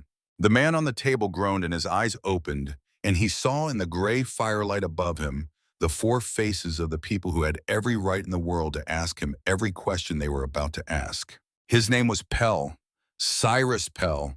He gave the name in a thin, dry voice that crackled at the edges like old paper held too close to a flame. He gave it without being asked twice. He gave it the way a man gives a thing when he understands in the bones of him that the room he is in does not have any other use for him beyond the things he can give. Wyatt had pulled a chair to the side of the table. He sat with one boot up on the rung of the chair across from him and his hat on his knee, and his eyes never leaving Pell's face. Silas stood at the head of the table with his hands flat on the wood and his amber gaze level. Ezra stood at the foot, the carbine still across his folded arms. Amelia sat where she had sat down, hands folded, face still. You came up out of Silver Pine, said Silas. Yes. You and the other one. Yes. The other one is dead. I figured. You walked in on foot before the storm. Yes. To the line shack. Yes. Who told you about the line shack, said Silas. Pell's eyes moved sideways. They did not want to land on any of the four faces around the table. They settled finally on the rough beam of the ceiling above him. He swallowed. Riley, he said. A small breath went out of Wyatt. It was not loud. It was only the sound of a man hearing a thing he had been afraid he was going to hear. Riley told you for money, said Silas. Riley told the man who paid me, said Pell. I never spoke to Riley. The man who paid me spoke to him. Riley owed gambling debt back in Denver. The man who paid me bought the debt from a banker friend of his 3 weeks ago. Riley was given to understand that the debt would close when he gave up the layout of this place. Riley did not know what for. Riley was told it was a kidnap. Riley is a fool who thought he was getting rich. Where is Riley now? Said Wyatt very quietly. I do not know, said Pell. Last I saw him, he was riding back to his place from town 2 nights ago. He told us where the shack stood and what hours your man rode the south line and where the lower gate could be slipped. He drew us a sketch on the back of a saloon receipt. Then he got on his horse and rode home. He did not come up the road with us. He did not have the stomach for it. Silas looked at Wyatt. Wyatt looked back at Silas. A silent thing passed between them that Amelia did not entirely follow, but that she understood the shape of the way a person can understand the shape of a sentence in a language she does not speak. Riley would be dealt with, but not tonight. Tonight there were larger things on the table. The man who paid you, said Silas. Augustus Beaumont, said Pell. Where is he now? He is at the foot of the road, said Pell. He is at the Third Creek crossing. He has a tent. He has 6 men with him. Mr. Beaumont himself, 2 riders he brought from Denver, and 4 hands he hired out of the saloon at Silver Pine. He is waiting on the storm to break. He told us if we made the shack and the storm came in behind us, we were to wait it out. If we did not hear from him in 3 days, we were to come down, find the cabin, and finish the work. If we heard from him, we were to come down and meet him at the lower gate and ride up together. Hear from him how, said Ezra. 3 rifle shots, said Pell, spaced even, from the foot of the road. We were to answer with 2, from the line shack. That would be the signal. Amelia listened to all of this with her hands folded on the table in front of her and her face very still. She was making a thing inside her chest that she could feel building like the first bricks of a wall going up. She was not yet sure what the wall was for. She knew only that she was building it and that every word out of Cyrus Pell's mouth was another brick. The work, she said. It was the first time she had spoken since Pell had opened his eyes. Pell looked at her then. He looked at her for the first time in full, and his thin, dirty face went through a small, fast change as he saw her, the change of a man understanding that the woman across the table was not the woman who had been described to him in a back room in Silver Pine. He had been told a story about a runaway. He was looking now at a woman who had folded her hands the way her mother had taught her at a dinner table in Boston, and who was waiting for him to use a particular word so that she could hear it from his own mouth and put it where it belonged. The work, she said again, to make sure, said Pell, that you did not go home. She did not blink. To make sure, she said, that I did not exist. Pell did not answer. He did not need to. Silas spoke, and his voice was quieter than it had been. When was the last contact, he said. This morning, said Pell, just before dawn. We were to go to the shack and stay until the storm cleared. We were to listen for the 3 shots. The 3 shots have not come. They will not come tonight, said Wyatt. No, said Pell. Wyatt and Silas exchanged another silent look across the table. Then Silas straightened up. He took off his coat. He hung it on the peg by the door. He came back to the table and he sat down at the head of it. Cyrus Pell, he said. Pell looked up at him. You will tell us, said Silas, when you were last fed. You will tell us where you were hit and how bad. Ezra will look at the wound. We are not going to let you die tonight if we do not have to. You will sleep where we put you. You will make no noise. In the morning when the storm is done, we will decide what to do with you. You may believe me when I say that what we decide depends entirely on whether anything else you have said tonight turns out to be a lie. Do you hear me? I hear you, said Pell. Then we are done, said Silas. Ezra moved forward without another word. He cut the rope on Pell's wrists, retied them looser in front of him, peeled back the bandage on the upper right arm with the careful small hands of a man who had treated a great many wounds in his life. Pell hissed once and then went silent. Ezra cleaned the wound with hot water from the kettle in a clean square of linen. He packed it with a poultice of something out of a small clay jar. Amelia had not seen him open before, something that smelled of yarrow and pine resin. He bandaged it again clean. Pell said nothing throughout. When Ezra was done, Wyatt and Silas lifted Pell off the table and laid him down on the plank floor of the great room on a folded wool blanket with his back to the long plank table and his face to the hearth so that they could see him at all times. They tied his ankles. They left his bound hands in front of him so that he could shift if he needed to.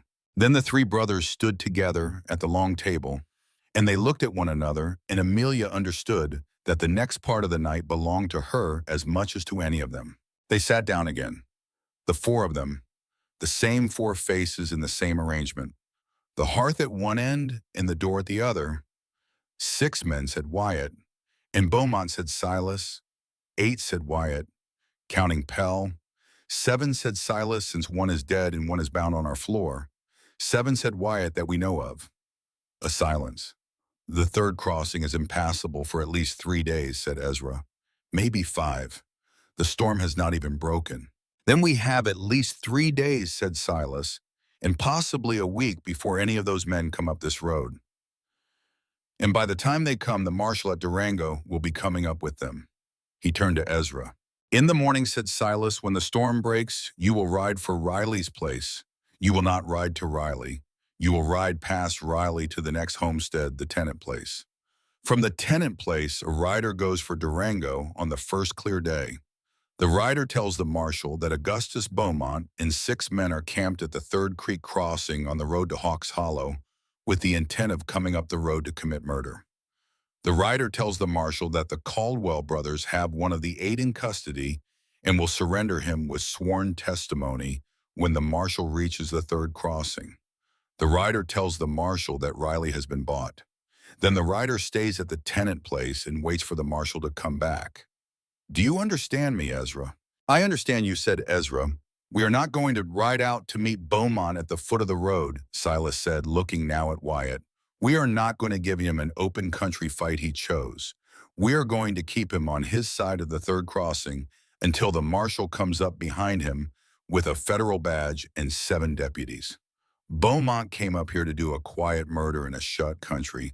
He will not get a quiet murder. He will get a federal warrant. Wyatt looked at his brother for a moment. Then he nodded once. That, he said, is the better fight. Silas turned to Amelia. Amelia, he said. His voice had gone quieter again. I have just made a decision about your safety without putting it to you first. I should have. I am putting it to you now. If you would rather we ride down and end this at the foot of the road, you tell me and I will hear it. But I am asking you to let the law come up. The law took a long time on Evelina. I would like to be a man who waited for the law this time and got the right answer.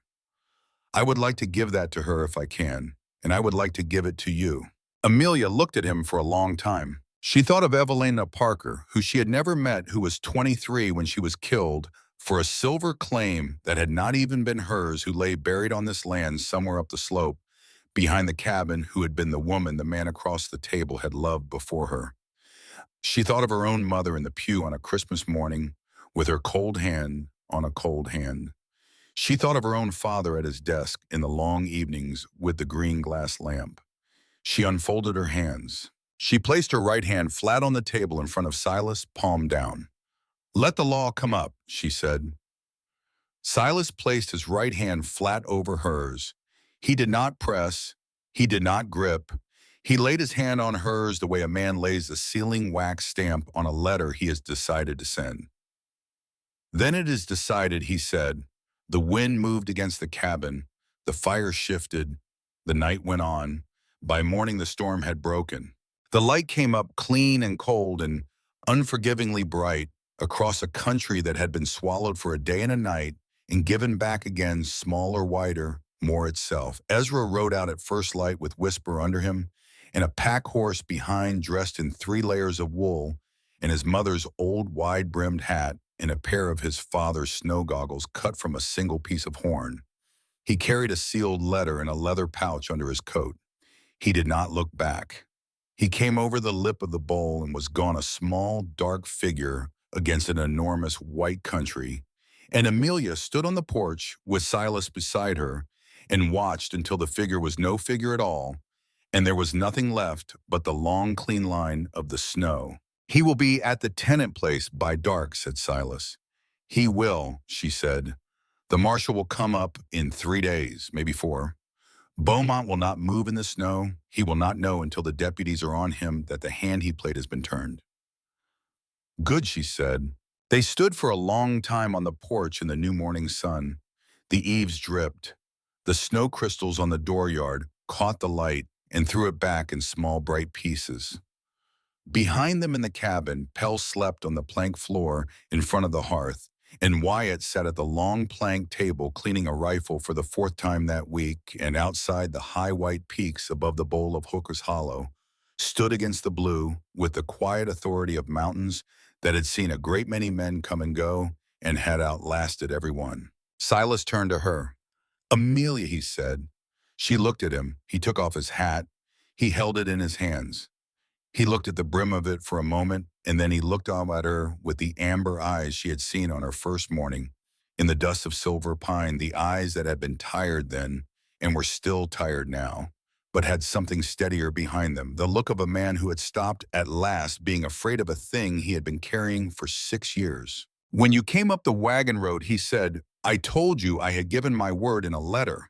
I told you the homestead was a place of protection and that you would have a key to your own door. I told you I would pay your way back to Boston if you ever asked. All of that was true. All of it is still true." She waited. "But he said it is not all of it." She waited. "I told you on the wagon road that I read your letter many times before I answered," he said. "What I did not tell you was Waman. I read it because I was afraid of what would happen to me if I answered it.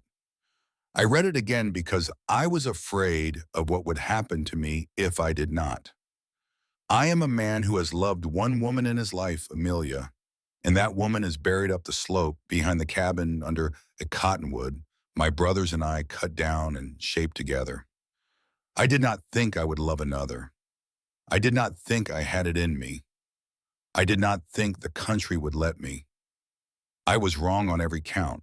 He paused. "I am not asking you for an answer this morning," he said. "I am asking you only to know it. The arrangement we made on the wagon road is the arrangement we still have. The key is still yours.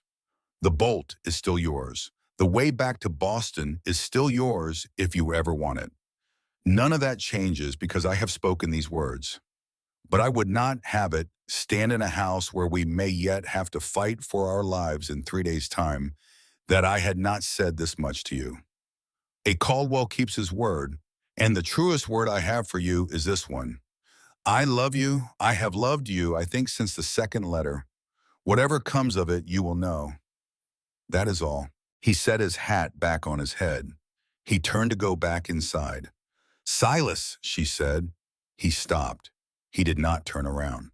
Amelia stepped forward on the porch boards. She came up beside him. She did not take his hand. She did not take his arm.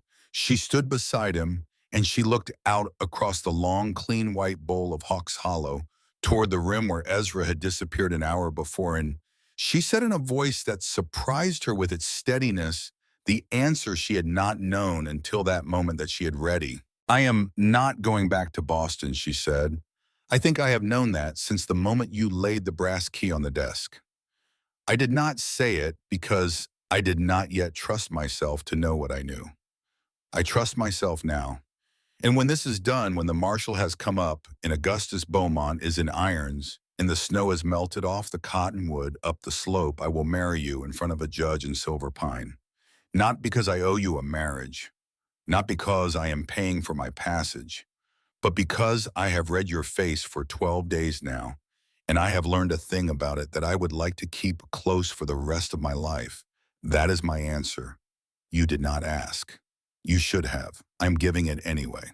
He turned then. He looked at her. The amber of his eyes was very bright in the new sun.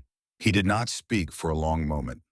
When he did, his voice was the voice of a man who had not used it for the thing it was now being used for in a great many years. "Amelia," he said. That is all he said. She lifted her hand. She laid it lightly on the front of his coat over his heart. He laid his hand over hers.